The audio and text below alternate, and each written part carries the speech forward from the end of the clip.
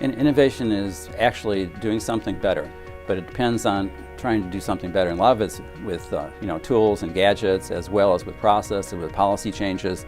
And so it's in training as well. It's an accumulation of activities that leads you to a better course of action. So I'm in charge of the target baseline, which is the innovation arm of what the future of IT should be for the next 2 to 3, 5 years. And so we look at survey of what the capabilities are across the functional areas and figure out what's missing, and then we look in what technologies are going to come across that would actually support those new capabilities. What's the innovation now? The innovation is basically in software. Before we used to have everything based on hardware. Now we're software. We have software cars, we have software phones, we have software everything. Everything's based on software. Some things we talked about disruptive technology for us is actually network as a service. We want to be able to task out the entire network on a base, including LTE, including wireless, including some of the end product capabilities, to a particular vendor and give it to them and say, hey, manage it for us, because we do not have the airmen to do that. Now, that's disruptive in a sense because it gets rid of some of the capabilities that we are inherently managing right now by airmen.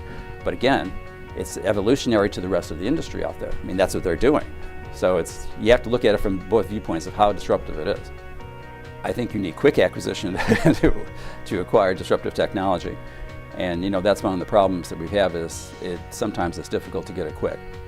We need for acquiring disruptive technology, we need a process that's agile enough and quick enough to get it done. Because disruptive from the viewpoint from the user is easy. Disruptive from the viewpoint of the provider is difficult, and that's where the acquisition process gets messy. But that's the issue. What is fair and open, and what do you need to do to get the job done quickly?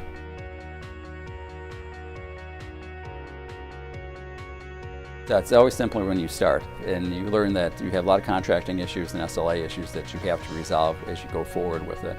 And that's basically what we're learning right now. What should be the contracting issues? What should be the SLAs that we have to produce? What should be the issues that we're finding at a particular base that are going to be unique to that base?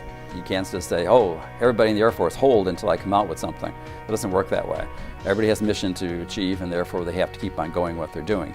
And you have to recognize that when you do a pathfinder or a pilot, that you're not going to achieve everything all at once for every base. So it's just that becomes an evolutionary process, even though you may be disruptive when you first start and say this is a disruptive end, but then it becomes evolutionary as you push it out there.